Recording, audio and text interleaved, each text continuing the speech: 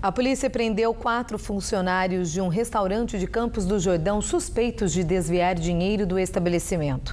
De acordo com o delegado Luiz Geraldo Ferreira, eles compravam bebida mais barata e vendiam com preço mais alto para ficar com a diferença. O grupo também desviava o valor recebido pelo couvert artístico. Os funcionários estão na cadeia de Taubaté e podem responder por estelionato, furto qualificado e associação criminosa. O advogado do restaurante, César Davi, informou que existe suspeita da participação de mais trabalhadores funcionários neste esquema. E os moradores de Cruzeiro ficaram sem pronto-socorro neste fim de semana. Os médicos não trabalharam em protesto ao atraso dos salários. Somente hoje de manhã os atendimentos foram retomados, mas a crise financeira ainda ameaça o funcionamento do hospital. Dona Edneuza veio até o pronto-socorro da Santa Casa pela manhã para trazer a filha que estava com sintomas de virose. Encontrar o local aberto foi um alívio para a dona de casa. Hoje eu cheguei aqui, vim perguntar se tinha médico, porque até então não tinha médico, Mas a moça me informou que está tendo médico, sim, 2 médicos atendendo. Só está dando uma paradinha por devido ao pagamento, que os funcionários não estão recebendo. Somente hoje a Santa Casa reabriu as portas.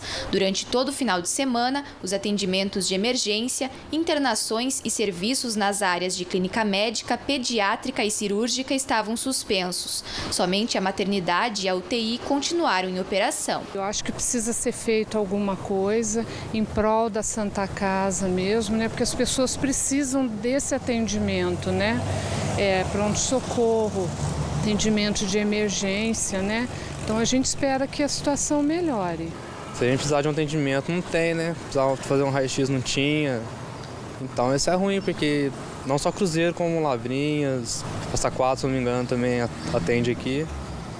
Então é ruim, porque se a gente precisa de uma emergência, a gente vai para onde?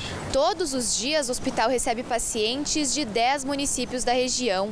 Com a paralisação, cerca de 500 pessoas deixaram de ser atendidas. De acordo com o secretário de Saúde, em 2015, quando a prefeita Ana Karen estava afastada do cargo, a cidade deixou de fazer o repasse de R$2 milhões para o pronto-socorro durante os meses de agosto, setembro e outubro. O valor seria destinado ao pagamento dos salários dos médicos e à compra de medicamentos. Na época, a prefeitura optou por intervir na administração do local. Nesta manhã, após reunião com 2 médicas que representam o corpo clínico da instituição, foi decidido o fim da paralisação. Eles alegavam uma dívida que foi contraída pelo antecessor da prefeita Ana Karen em 2015, uma dívida de repasse do pronto-socorro que compunha os salários deles, Por estar findando o mandato da prefeita, eles resolveram fazer essa greve justamente para motivar o pagamento na integralidade desse atraso. Mas como nós vínhamos pagando um mês corrente, então foi acordado que nós vamos continuar assim, visto que essa dívida é uma dívida contraída pelo antecessor dela e que deve ser discutido judicialmente. O município recebe em torno de R$500 mil por mês do Estado para custear o administrativo do hospital. São repasses específicos, A gente recebe o Pró Santa Casa, que é destinado ao pagamento da UTI, tanto que a UTI ela não paralisou, ela continuou operando normalmente no final de semana, Nós não tivemos, os médicos da UTI não aderiram à greve e a outra verba, que é a verba MAC de média e alta complexidade, que é para pagamento de todo o administrativo do hospital, que também não aderiu à greve, nem os enfermeiros, nem a nossa equipe administrativa, toda ela continuou trabalhando normalmente. O prefeito da época, Rafik Zac Simão, informou que havia dinheiro para o pagamento dos funcionários, porém foi utilizado para outros fins após a atual prefeita reassumir o executivo. E hoje quem paga a conta é a população. 30% dos inscritos no Enem não fizeram a prova neste final de semana em todo o país. No total, quase 6 milhões de estudantes prestaram o exame. Só em São José dos Campos e Taubaté foram 38 mil inscritos. Outros 270 mil candidatos vão fazer a prova somente em dezembro, por causa da ocupação de 405 escolas no país. Durante a realização do Enem, 11 pessoas foram presas pela Polícia Federal por suspeitas de fraude. Elas estariam usando pontos eletrônicos. Ainda segundo o Ministério da Educação, mais de 700 candidatos foram eliminados por irregularidades. A maioria deles por descumprir a regra da caneta de tinta preta transparente e por atraso. O gabarito será divulgado na quarta-feira na página do INEP, portal.inep.gov.br/Enem. O exame foi dividido em 2 dias e quem fez a prova precisou responder 180 questões, além de elaborar uma redação. O tema deste ano foi sobre intolerância religiosa e este foi um dos assuntos repercutidos sobre o Enem hoje no Band Cidade, primeira edição, com a professora Roberta Bassi Soares Jacinto. Sobre intolerância já é um tema a ser esperado, porque nós debatemos muito sobre isso durante o ano com os alunos, né? E a questão de intolerância religiosa, o mundo já vem manifestando isso em várias condições. Então, os alunos foram preparados no começo do ano já pensando na intolerância. O que a prova fez foi focar que tipo de intolerância que eles colocaram. Eles, então, escolheram especificamente a religião. Essa edição, ela veio exatamente como o Enem promete vir. Ela veio exatamente focando a multidisciplinaridade, a leitura do texto. O Enem ele veio com a interpretação, com questões contextualizadas, fazendo com que o aluno soubesse de uma forma geral e não apenas específico.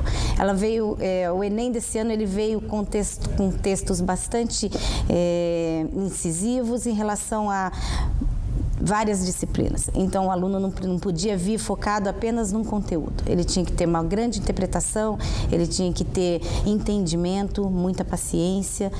Foi uma prova não difícil de conteúdo, mas complexa de entendimento. Muitos alunos fizeram a inscrição, só que eles não efetuaram o pagamento.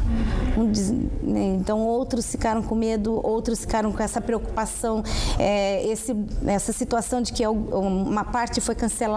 Isso também causou um pouquinho de insegurança para os alunos. O governo deixou bastante claro que são 2 provas bem definidas, então os alunos que fizeram agora se preocuparam com a prova agora, os alunos que vão fazer depois devem se preocupar com a prova depois.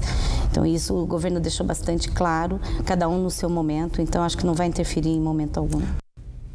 Amanhã vai fazer calor e pode chover forte na região, veja na previsão do tempo.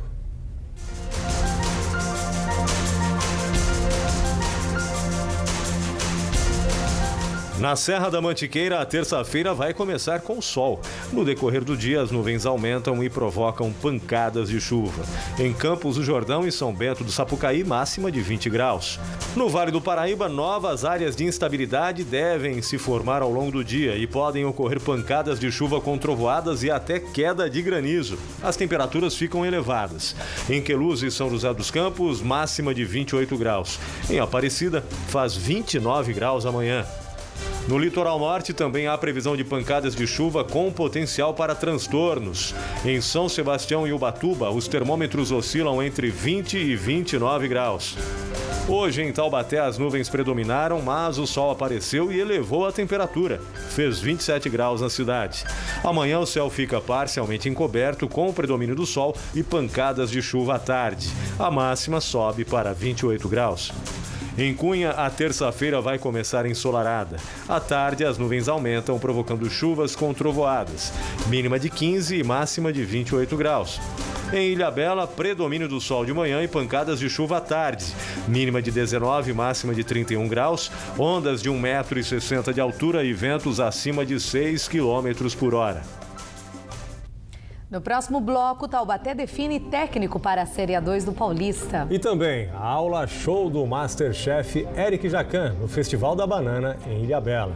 A hora certa para você, horário de verão, 7h12 agora.